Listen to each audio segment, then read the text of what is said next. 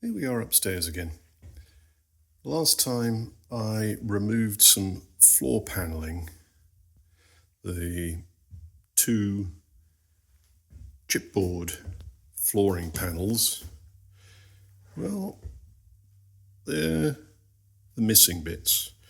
So I've just put a large stick in there, and I'm going to use that to guide those plasterboard polystyrene sandwiches down as I drop them to the ground floor, and then I'll take them outside and put them under the hanger, under the lean-to, in our pile of rubbish. So I'll stick you on a tripod and get on with that.